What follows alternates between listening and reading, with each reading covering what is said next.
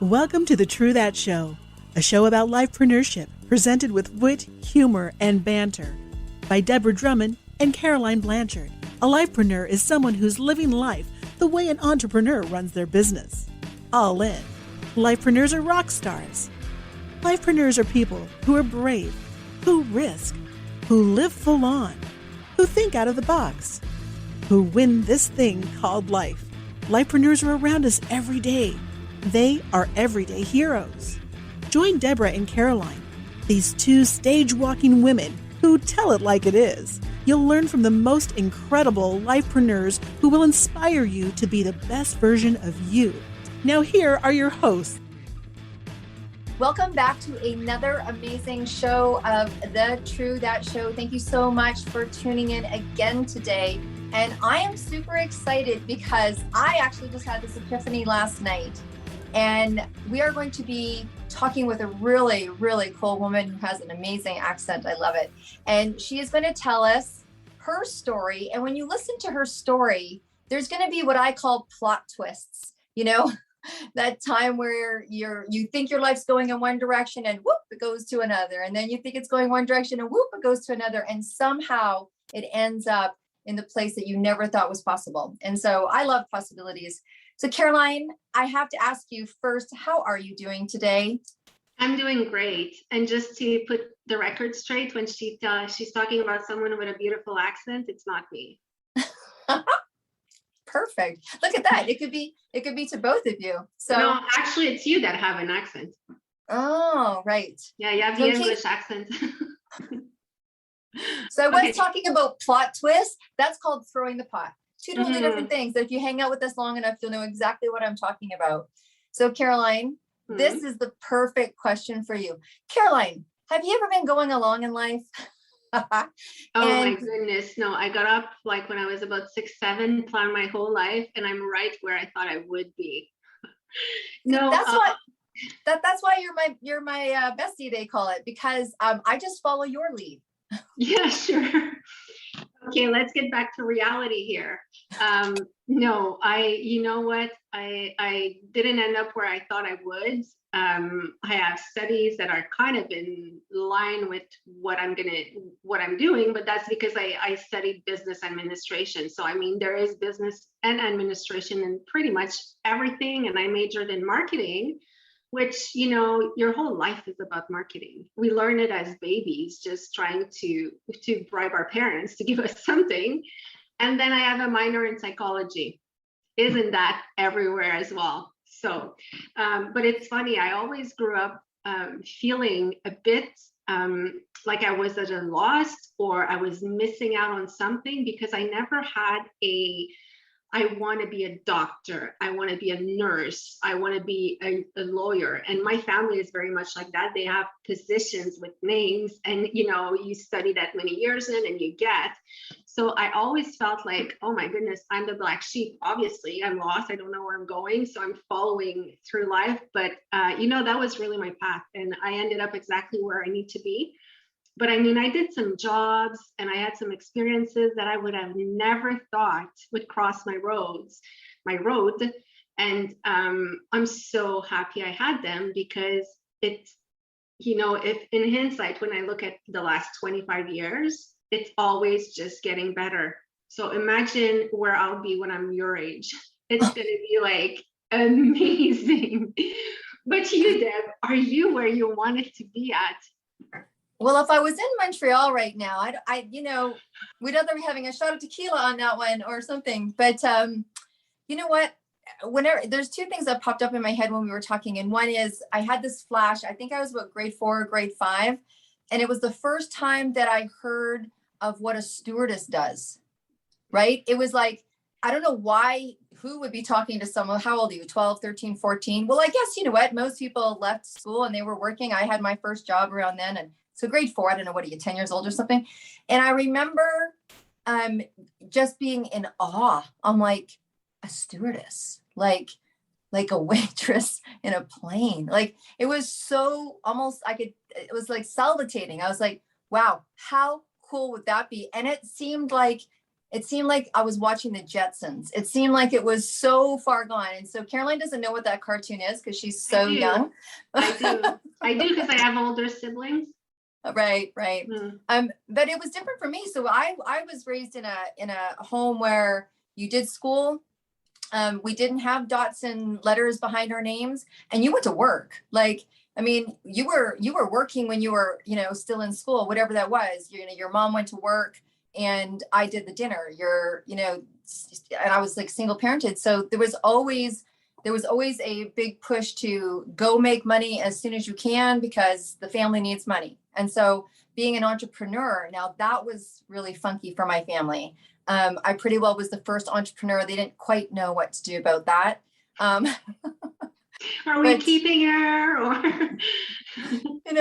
So yeah, I mean, I think we come to that place where I know who I am and that I've discovered that more and more and more. And I take that with me through each of my journey, but I definitely got to say life's had some plot twists. Absolutely. I think this is a classic one. I was raised in a single parent home. My dad left when I was very young. So one of my, I'm going to get married. I'm only going to get married once and it's going to be forever. I mean, I had that picket fence, situation. I was, married for almost 20 years and I obviously never had a picket. Well, actually we did have a picket fence, but things changed. So the plot twist in life, but I definitely don't regret where I am. It's been I imagine the picket fence where you would leave your husband. That's so she's like, yeah, we had a picket fence. He kept the fence. Now that I'm thinking about, I had a very big aspiration when I was young, and probably the reason why I'm forgetting is that I achieved it when I was 19. But my biggest aspiration was to be a receptionist in a doctor's office. All through when I was growing up, I had files, I had patients, they all had a story. They all, like from 6 till 10, I think I attended to those patients. So that's what I wanted to be, a receptionist. And then I was at 19. And after a year, I just realized I'm really not detail oriented enough for that position. And it's not me. And yes, I did send the wrong patients in the wrong rooms at some point. So I had to move on. Well, you know what? Let's move on from this conversation, Shelly, because I think that what we're talking about here is that you need to be flexible, you need to be pliable. And sometimes, I mean, I think there's a little piece of who we are. And the big news is that it's okay to completely change your picture based on what's going on for you. I was saying last night, and I'll talk about it later, but sometimes there's a saying, it's like, you have your agenda and the universe has their agenda. And no matter sometimes how hard you push your agenda, the universe tends to win. So I want to bring Shelly into the conversation because I love how she shared about one of my favorite things, and I'll just leave it the topic of art, and then how she weaved through her life to get to where she is today, and an up and coming author in a #1 book. So Shelly, why don't you come into the conversation and tell us a little bit about yourself? Well, thank you so much. And I have to say, I totally enjoyed your conversation that you just had. I learned a bunch from y'all. So thank you so much. I'm just thrilled to be on this podcast with you this morning and just to share a little bit about my story. So I do have kind of a funny accent because I grew up in Wisconsin. But I've lived in Georgia for the last 25 years with a very Southern, my husband grew up, born and raised Georgia, so he's got a thick Southern accent. And then my children also have Southern accents. So I've kind of got a combined, my languages combined. So,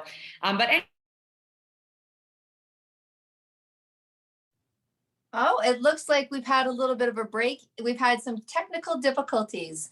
So I'm sure she'll come back in. Yes. And in the meantime, I just want to say I love her accent. And that was me just trying to mimic, but I can't. I can't even pretend to be Southern because I'm too French. But now there's some people sometimes that are like, oh, you have a cute accent. And I'm like, gosh, I wish I could get rid of that accent. And no, it's beautiful. And Shelly is back. I'm back. Right. I'm sorry about that. No, you know what? Everything happens for a reason. And we got to hear Caroline share. That was good. Right. Well, so what I was saying is, I grew up, art was my thing growing up. I loved, that was kind of how I identified. Oh, we're definitely having some technical difficulties here today. So, yep, she's going to come back and tell us how she was in love with art. Yes. Am I back? And you're back. Because this doesn't normally happen. It's because we're doing a podcast is Okay. why, I'm sure. Well, I think this is a great, sometimes challenges happen and we just keep going in life. I think there's a lesson to be learned here. Okay. I think so. Okay. But anyway, back to my story. So art was my thing. I went to college as an art major. I'm not sure exactly what I was going to do with that major, but I just knew I loved it. So started my first year, and as a first year, you're 18 years old, you think you got it all figured out, and realized that was not really what I wanted to do because I didn't know how I was going to make any money with it. So after my first year, and plus they made me go back to all the beginning art stuff, which I thought I knew it all. I didn't want to draw still life. All right. I forget what she's talking about. That's one of the subjects that I hated the most in school. And I'm sorry for all the history lovers out there, but it's history. When I want to do something, I just want to know how to do it. I don't really want to know where it comes from. Well, I was like that. I'm not anymore, because with maturity, you also learn that it's important to know what you're doing, where it's coming from. But I totally get that. So Shelly, you didn't want to learn the full history of art. Right. Yes. I wanted to move on to just what I enjoy doing. So I pivoted from there, and I thought maybe I'd want to do business. And my reasoning behind business was because I thought I really liked to wear nice clothes and I'd want to dress up every day and go to the office. And then when I actually started getting into it, I realized that was not what I wanted to do. And so I pivoted some more, and I've always been a helper. I love to help people. I love. Well, isn't it funny? This is quite interesting. We haven't had this. I think this is just a test of, true, what is it, diligence? But I think it's really interesting about. It's a test to us to see if we can fill in the blanks. Ooh, fill in the blanks. Maybe that'll be the name of the podcast today. So fill in the blank. Yeah. All right. So as she's talking about isn't that funny how we make decisions and why we make decisions? And she was sharing about, going into being in an office because she liked to dress that way, or thought that she liked to dress that way. And I think that's the beauty of being young. I think and I also think that we should be able to feel free, even when we're older and have kids and have financial responsibilities, sometimes to make decisions just because it's something what someone else would consider frivolous. So yeah, Shelly, back to you. So anyway, I pivoted again, and I learned about occupational therapy. I had never even heard of this career at all, but my sister's roommate, my older sister, was going into that field. And so I learned a little more about it. And I thought, it's helping. It's in the realm of fitness, exercise, recovering from injuries. And so I just kind of went with it, and I enjoyed it. I started out really in the rehab part of it, as far as people recovering from injuries, from hand injuries to shoulder injuries to, someone who's had a stroke. And I did that for several years, and then pivoted more towards pediatrics and did special ed. That was kind of what I've been doing for about the last 10 years. So that it was interesting. Within that career, I can kind of look back at over the last 25 years, how many times I've pivoted, even in that, one career, and things that I never would have thought that I would do, as far as, going from art to working in special ed, or completely different fields. So tell us, I love that part of your story, because, sometimes you can see a theme in people's lives. And I think the theme that I know of you, and when you kind of hit that place of how you really loved what it is you were doing with rehab, was that you loved helping people. I think when you find the essence, sometimes it doesn't matter what you're doing. Like I always say, I was the happiest cocktail waitress because I was in service, right? Not because I was drinking all the drinks. I know Caroline probably think, well, if I was serving Caroline, we'd probably be doing shooters together. But it was because I was in service, but I didn't realize later until I got into holistic medicine that it was the same part of me, just a different job title. And knowing how I know of you now, right? I mean, and then you got to a place where tell us how you ended up where you ended up and marrying who you ended up marrying. So yes, this is interesting. So my first job out of college, which was in 1995, the traveling therapies was real. It was a big industry. And so living in Wisconsin, I signed a 1-year contract with a company that the intention was to move me to several different states. And I'd work a short time in one state and then, a short time in another state. And I thought it'd be a way for a girl who grew up in Wisconsin in a little town to see a lot of our country.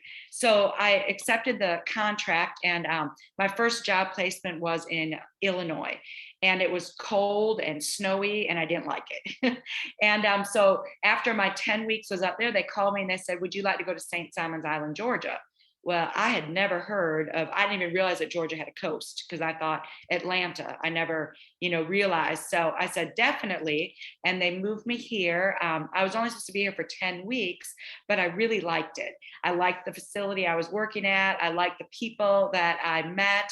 And then right before my contract ended, I'd actually accepted a job back in Wisconsin, and I was going to be working at actually in a school system back in Wisconsin. And I met my now husband about 2 weeks before I was supposed to move back. So I feel like that was definitely a God intervention, because he, so I ended my contract, or I finished my contract with the traveling company, and I took a job at the local hospital in Glenn County.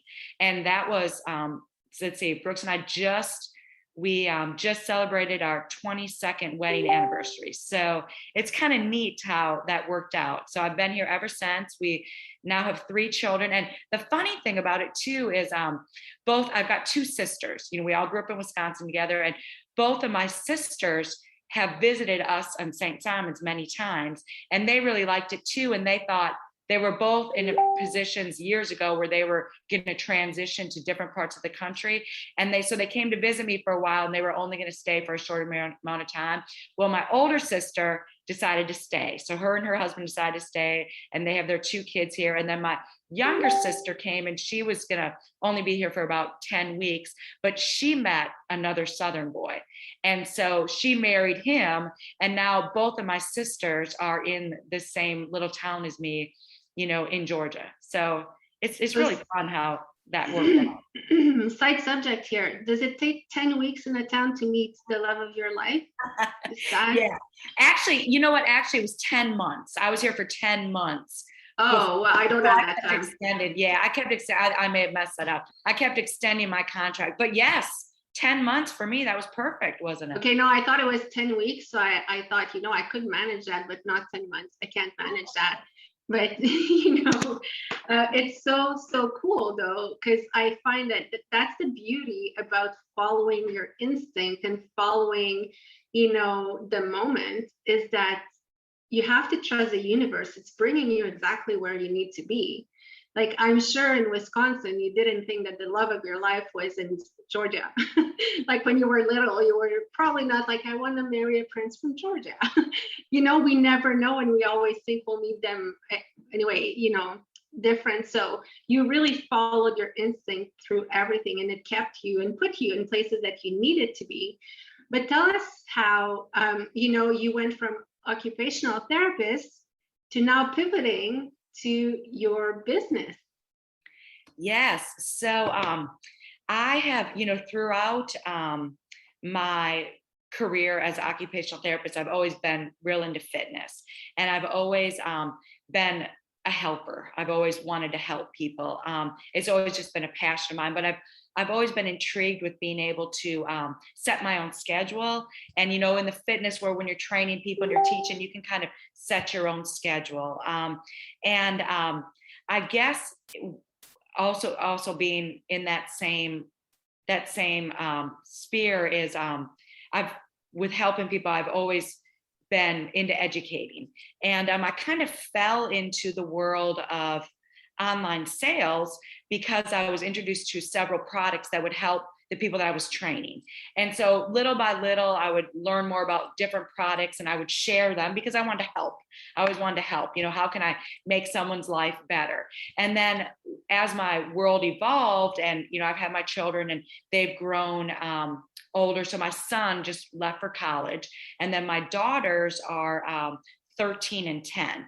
And as they are getting older, I'm finding that I have a lot of passion to be home with them. I want to work my schedule around what they're doing. I want to be a present parent. I want, to pick them up from school. I want to know their their friends. And so with the whole, the online sales, it just, it works for my lifestyle, works for, I think the biggest thing for me is time freedom. I just want to be able to plan my schedule, but also I can help people. I can help them feel better. I can help them, with my products, but I also can help them, earn extra income. But I can do it all around my family. So I think and I never thought in a million years, if someone would have said, Shelly, you are going to go from art in Wisconsin to online sales in Georgia, I would have totally laughed at them. Because growing up, especially back in the 90s, 80s and 90s, there really was no such thing as online sales. And so to learn that I could actually, that could actually be my income was not something that was ever in the big picture. So that's kind of how I fell into it. So I have to ask you, because there's a lot of people that see themselves changing, whatever that looks like for them. And it sounds to me like you got to really hone in on one of the things that was the most important to you, and that was helping people. But how did you feel about it? Like, when people go from one to another, I know when I stepped into the world of entrepreneurship, it was a little shaky because, like you said, it wasn't something that we grew up with. I remember when I kind of broke away and started doing my own business, all of my colleagues, all of my circle, all of my friends were really more in the music scene. And I kind of broke out a little bit, and I felt like a little bit like they were going to just watch and see, a little bit of a science experiment. But so how did you convince yourself? How did you stay the course? Like, what is it that makes you inspired? Like, how did you work that out for yourself in your head? Well, I think for me, it was gradual. And I think that that's what helped me. I mean, I kind of like tiptoed into the industry a little bit because I was so passionate about the products. I was passionate about the things that I was being introduced into. And then I have to say this whole world of entrepreneurship, it's really it's a world of self-development. And I feel like I have little by little learned so much. And the people that I've been surrounded with who have taught me about this industry and have taught me, just have built my confidence and, allowed me to learn what the whole thing is about, because I didn't have any idea. And, I always say, I tell my husband, I say, you go to school to learn a career, but then people kind of fall into entrepreneurship and you have to learn about that too. It's self-development. You have to learn about the industry. So I think for me, it was gradual. And that's how I, became confident in it is, this is my first year that I've not been working as a therapist, and I've been in the industry for several years. So it's been just a gradual process. And I really do think it was the people that I have met in this industry that have empowered me to be confident enough to step into it more. I really like one thing you said here is when you said, people go to school to learn something. Like I did my bachelor's. So basically I did 2 years of college and 3 years of university. And the last year of university was really what I was studying in. All the others were courses and credits I needed, but I did it without asking any questions because that's what was required to have the paper at the end. When we fall into entrepreneurship, there's no paper needed. you don't need a diploma, you don't need a certificate. So a lot of time people will start. I'm saying that because I really like how you said you tiptoed in it and it was gradual, because a lot of people think when you come into online sales, direct sales, network marketing, name it, is that you should have success in your second month. Because your first month you should be looking around what's going on, and then boom, you should have success. And if it doesn't work within 2 to 3 months, you should leave because you failed. But it's so not that. The first years that we're in that business, it's really about learning. So it would be kind of a stage, you go to school and then they make you work in a company to practice. But entrepreneurship is like you get both right away, and you need to be disciplined to learn all the lessons that are coming to you. But you also need to be patient and committed of the fact that you are learning. So congrats to you for sticking through, because, one of the big reasons why this industry has a bit of a bad stigma is because people are like, well, it doesn't work. But it's not meant to work. It's meant for you to work it. So what's your passion? I know what you're distributing, but tell us a bit about, what makes you get up out of bed every single morning and continue and motivate yourself and discipline yourself and keep going? Good question. So I think that, I'm a connector. I love to meet people. I love to learn about people. And I love to ask questions. And so I get excited about meeting people and introducing and serving. I kind of consider myself a servant leader. I mean, I want to find a way that I can help someone. So within my connecting, sometimes my opportunity is a good fit for someone. Sometimes it's not a good fit for them, but I can refer someone else, or I can help someone else. I can help them feel better about themselves. I can help them with a product. The industry that I've kind of fallen into is it's athleisure wear, and I'm in the fitness industry. Every day I get up and I put on my leggings and my sports bras and I exercise. I teach fitness classes, and then I come home and I take a shower and I put on more athleisure wear because it's comfortable.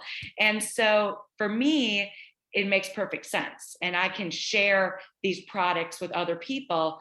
But just being able to share the industry with them, because I guess being a mom who wants to stay at home, I love to connect with other moms that could potentially do the same thing.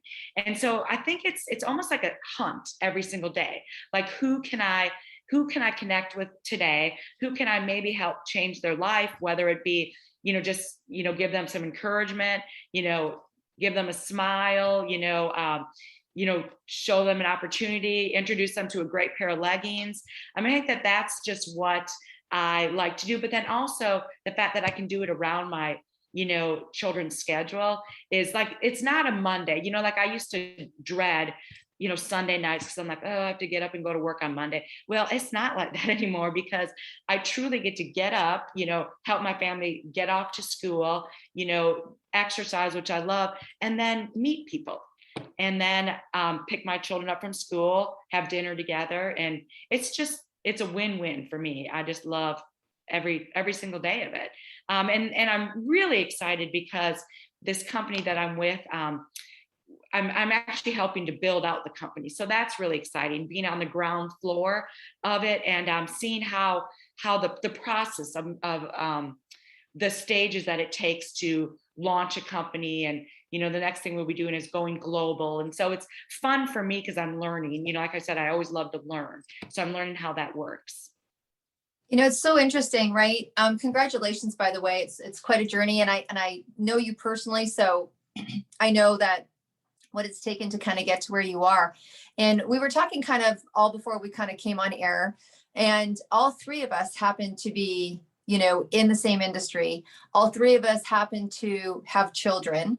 All three of us happen to have a theme of, it's very interesting. So, when I was younger, I talked about how a lot of the times people will have like the most amazing experience in their early years, and they're like, I want to duplicate this for my future family, right? And I'm, we happen to be women talking here, so it's talking like, as a mom, I want, or there could have been things like, for me, finances were, super tight. I always say we had wieners and beans on Saturday night, but there was no wieners. And so one of the things for me is like, what I wanted to do is there was parts that I wanted to keep that I loved about my family, like our doors open, shirt off your back. If we have a floor on the place and someone needs to sleep, that's the deal. But the other thing is I wanted my children to have a different life in terms of finances. And I know that we kind of all talked about that. And Caroline mentioned how different it is for our kids, because all three of us have children that are watching us be entrepreneurs, maybe not always have been entrepreneurs. I don't think my son's seen me be anything else, and what kind of experience that they're having. So for you, maybe sharing, Caroline, maybe let's open up conversation a little bit. Like, what is it you think our next generation, what is this, where is this going to take our next generation? I see Caroline's ready to chat. So Caroline, other than our kids thinking that we're crazy and that we're a never ending ATM, I think GTM, just go to mom, money comes out. No, there's that new technology that my youngest has my credit card on her phone. Aye, all right, yeah. Okay. So when we go out, she's like, "It's okay, I'll pay." And I'm like, "You funny chick! Did you know there's a bill coming at the end of the month with that?" Yeah. No, but what I like that he said, first of all, you say, I don't know if my son remembers me being anything else. I'm going to say for having a 20 and a 22-year-old, they don't remember anything before 10. So, they remember the last few years. But what I was saying before is that, we were raised to be successful, go to school, get a diploma, get a title, and find a stable job, then stay 40 years in it, and then retire. Basically, that was the definition of success. And then within that, you get married, and then you have your kids, and you pass on the same things. But I look at my kids now, my 20 and my 22 years old. They, when I'm like, what do you want to be when you grow older? Well, first of all, I try to tell them they are older, so they should know, now you're at the point. But I mean, they really, like my 20-year-old is really flowing with life, and she's going in the direction that the wind is pushing her. And honestly, for me, my goal is for her to be happy. So if she's happy, that's perfect, happy, healthy. But they don't have the same concerns that we used to have. They don't look at the future like, I need to find a career where I'll stay 40 years, or I need a title. And I remember I started kindergarten at 4 instead of 5. So I entered college. I was 15. I was studying to become a cop, imagine. And I just turned 16 after. But isn't that young to make your life decision? Well, now it seems like I'm not expecting that from my kids. And I know that a lot of people are not expecting that anymore, because now we're like, until they're 20, 25, it's okay. They will find themselves. But like, what about you, Shelly? Do your kids, like your older son who's going in college, does he know exactly where he's going and what he's going to do, or he followed the course of going to college after? Well, it's funny that you say that, because, with me falling into the entrepreneurship, my husband also owns his own business. And we've always tried to teach our children that it doesn't matter. We want you to be happy, but we want you to have a career that you can provide, financially provide for yourself, and time. Time is the biggest thing that we want to teach our children, that you can make enough money that you can have time to enjoy what you like to do. So we've told our son's name is JT. We said, JT, if you don't want to go to college, you don't have to go to college, but you need to have a way that you can make a living, whether it be, we've looked at flight schools. We said, whether you want to be an electrician, whether you want to be a plumber, we don't care, whatever. We want you to have a skill so that you can make money, but then you can also have time that you can enjoy that money that you make. And so he is in school right now, and we told him it's okay to change his major. He's actually going into computer science right now, because he said, he wants to leave school with a career, with a job, something that he knows. Oh, so I think we're having our next technical difficulty. So JT is obviously allowed to, explore. And I think that's what we're talking about. We're talking about being able to have children that are... I will actually throw you the question, Deb, because you have a very interesting situation, because I know what you're helping your son do. So what values did you push in them? I should say. Yeah, what values? So I think interesting because my work always fell in a little bit of the alternative therapies anyway. So my kids were exposed to a different way of business, like work that they never thought was possible, because it was just emerging in the market, like health and wellness was emerging. My son's like, you're teaching meditation, what? So, it's interesting. I think when my son sat me down really in the living room 2 years ago and told me that he wanted to be an entrepreneur, here's the interesting thing that happened for me. I heard my voice and I heard my mom's. I heard my voice and I heard my mom's. My mom's was like, are you out of your mind? Mine was, so I said to him, entrepreneurship may not necessarily be the easiest way. You've watched what I've done. You know what it takes. Going to work is, and so I explained going to work for somebody, because he wants to go to Foot Locker, Adidas.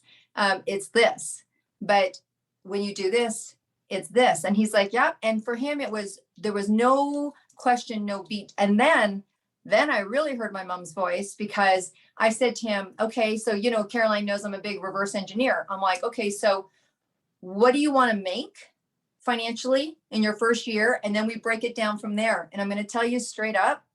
I go, first year of business, what do you want to make? I'm thinking, honestly, the kid's like 15, turning 16. He goes, $1 million. And so I thought, okay, is he talking to me as a 4-year-old or is he talking to me as a 15-year-old? And I had to do this. I had to put my hand over my mouth, because I realized he's living in a different generation. And I said, okay, if you want to make $1 million in your first year, then this is the path that we need to back it up. And so I didn't want to burst his economic bubble and expansion, because I knew he would learn organically anyways what that looks like. And I can tell you that we're in another stage of his business and he has not yet hit that $1 million. And he's really learning the lessons of an entrepreneurship. But as someone who's made their way in entrepreneurship, I think I had the same concern, Shelly, that you did when you sent your son off to college. And it was like, I want you to be happy, but I also want you to learn that whatever you do, you need to be able to stand on your own financially, right? Whatever you need. And my daughter started off very entrepreneurial, then went into a corporate job and soared to the top. And that girl was as corporate as I was entrepreneurial, and she loved it. And I was like, whoa, look at corporate girl, So yeah, it's a whole different ballgame. I want to create a club for parents that are raising teenpreneurs, because I need the support. I need the support group. anyways. So Shelly, I think you're back with us. Hopefully you're back with us there. Yeah. Okay, great. So let's bring this to a head where Shelly is now part of a book project. And I see she's we're having some Georgia technology. Maybe they're having a storm or a wind there or something. We are. Am I back on now? Yeah, you're back on. So it's one of the wonderful things about living on an island is we do have these technical difficulties sometimes. So okay. But go ahead. Here's the question that I wanted to bring it to, is that you are now an author in a book in a sector that you never thought you'd go in. And you are in a book that is 20 powerful women in network marketing tell all. Tell all meaning that you've had some experiences in your business that other people want and need to hear, so that they too can have the success that you're personally having. So talk a little bit about that. Obviously, I'm talking about the book that Carolyn and I, True That Media, produces. So we've gotten to get to know Shelly even a little more, a little deeper. But kind of tell us what that experience is like. And I know that your book is going to be available on Amazon very, very soon. And by the time this records, it actually will be on Amazon, and people can go and hear your actual story, which is a little different than what you shared today. So tell us about what that experience was like for you. Oh, so it was fun, quite an honor. I'm very excited about this. I never thought in a million years I'd write a book, or a chapter in a book, and that I would never be included with these other 19 powerful women. But it was really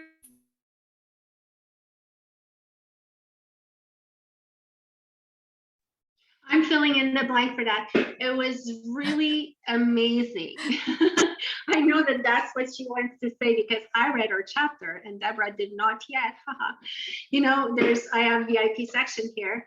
And the one thing that I find that everyone comes back saying after writing their chapter, and you said it well, and it's actually a word that I learned when you said it, it was a cathartic experience.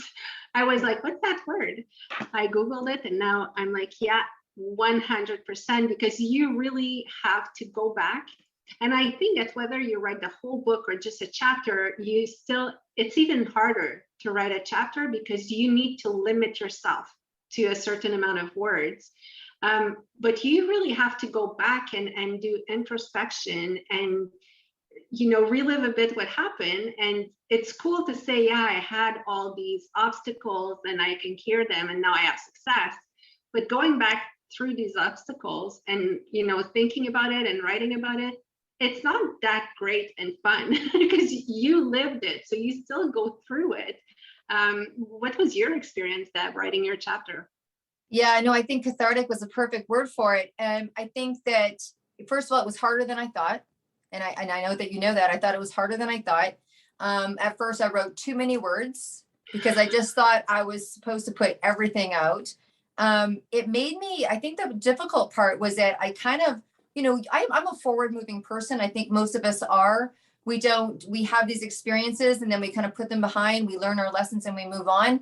And when you go back in time, it actually kind of took me back emotionally a little bit. And so you have to work through like, wow, I really thought that, or wow, I really experienced that, or wow, that really threw me off course. Or when I was building my business through my marital status change, as I call it, or as I was having an experience with, you know, just different things in life, it reminds you of your goalposts. And when it's all done, you feel amazing. When it's all done and you see it there and you read it there, it honestly took me a while. I actually read other people's stories in the book before I read mine. I don't know whether that's a thing about self-esteem or worthiness or deservedness or just being able to.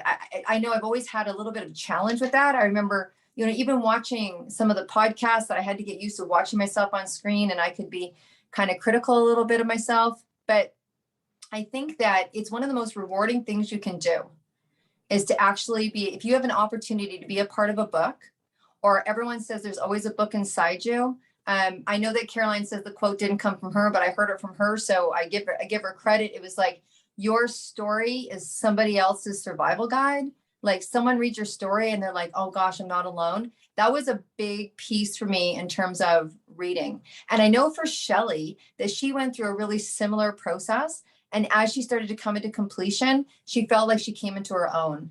And, you know, it was really difficult because when you use the word powerful, because of women and powerful, that's been had a positive connotation and a negative connotation. And sometimes it's been very difficult to women to own their success and see it in the word powerful, right? And a lot of times we forget about the impact that we have, or we judge ourselves or what have you. So I think having that word powerful has been a catalyst for people. It's challenging to get them past that word. And then when they get on the other side of it. So so I'm sure you guys are going to absolutely love Shelly's story. I think you can hear that she's super, super heart-centered. And I know that she's kind of, the Georgia winds have taken her off the interview right now. And I know she's back. Oh, she's back. Okay, awesome. Awesome. She's back. Yes. We've been talking all about you. Yes. Oh, well, good. I had to, I had to completely log off and log back on, and now my internet's letting me. But it's funny, I can hear it outside. It's really windy right now, so that must be the issue. So I would still like to come and visit for 10 weeks, please. Yeah. Caroline's on a quest. Well, we just actually was talking to our listeners about the process that we went through, and I know that you did as well, going into a book that says powerful.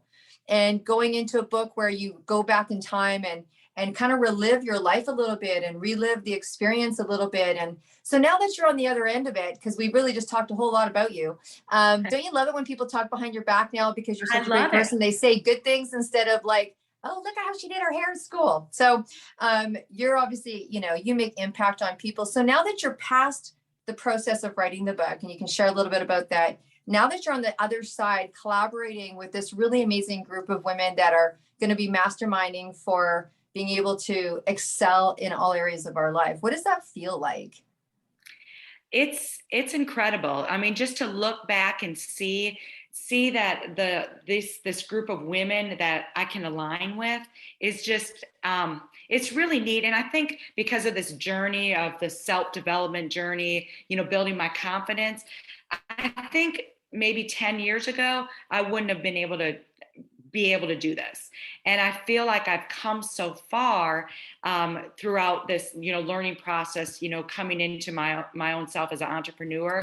But it's just, I love to learn from these women. I love to learn from their experiences, and just, it's just a really unique opportunity. I'm really excited about, and I know we'll get to spend the next year all together, learning from each other. So I'm super excited to see how this is going to impact my life even further. Yes. Well, Shelly, we're coming to an end, and I really want to say a huge thank you for being here. You can send me your next 10 weeks that your house is available. Yes. But I want to say, being in this book, for me, it's like there's people in there that I was starstruck with, completely. And actually a lot of them, because it's all really, let's say it, powerful women. But then when you actually get to know them on a personal level, it's just amazing. It's amazing what we're getting out of this experience as well, as us as authors, but also I have people who read the first volume that were like, this was so inspiring. Like, it helps me get out of bed when I don't feel like it. And not necessarily people that are in network marketing. I have a friend who knew nothing about network marketing, and she came to the launch and she was just like, the synergy was just incredible. And I recommend your book to everyone. I'm like, great. But she's not even in the industry. So I think that as women, we really are also so good at getting together and collaborating. So thank you for being in the book. And I will let Deb close the show because that's her little thing. She wants to have the last word. But thank you so much, Shelly, for being on. And Deb? You know what? I got to tell you, I got to interview Caroline not long ago. And you guys, if you haven't seen the interview, you got to go on to the podcast and interview. And so it was a very different. Anyways, I'll just leave it there. But yes, thank you, Shelly, so much for coming on. And I'm looking forward to, more. That's the cool thing when you meet a woman. Sometimes you don't know where it's going to go. And I think when we first met, we didn't know where it's going to go. And when you guys get and read the book, you don't know where it's going to go. You don't know who you're going to be drawn to. But that book is inspiring and motivating. And you know what? For me, one of my goals is to get it into as many men as possible, because there are men in business that have women in their business, and we don't necessarily talk the same language, or we don't achieve the same goals the same way. And so I think if you are a man wanting to know how to have women in your business that are top income earners in their field, you got to read How We Think. So that being said, if you are a man or a woman and you do want to be in our next book, and you are in this industry, we are launching the men's very, very soon. You're going to be coming up. And then we're also doing one for couples. And these will be books that are going to be happening yearly. And so come talk to us now, whether you're ready or not, as well as if you think that you've got something to share. We would love to hear it. Look, this is a platform for entrepreneurs. This is a platform for lifepreneurs. And we want to really platform. That's mine and Caroline's goal, is to create a place where people can come and get to share what it is they do and how they get to do it. So we'd love to hear from you. We'd love to hear if you have any ideas or suggestions. So tap into us and send a message. And before we close, I would like, Shelly, if you can just share with everybody your social media handles on where to get a hold of you. There is going to be a bio with the show. You can click on and you can see and you can hear more. And her book will be sold on Amazon, called 20 Powerful Women in Network Marketing Volume 2. You can get the ebook. You can also get the hardcover book or soft cover book. But where can people get a hold of you right here, right now? So I am on Facebook, Instagram, and LinkedIn, and I use my name. It's Shelly Schuster Good. Schuster was my maiden name, but that's where you can find me. And again, I want to thank y'all for having me on your show. And I hope everyone can get around the technical difficulties. And I actually look forward to going back and listening to it so I can hear the wonderful things y'all said about me. That's a great way to end the show. Okay, everybody, you know how to get a hold of Shelly. Please do. Thank you so much for being listeners. We appreciate and love on you. And as they would say in the South, so we're just going to love on you. And there you go, Caroline. I think Caroline should start the next show with a French Southern accent. So you're going to have to tune in to hear that. Thanks, everybody. Bye for now.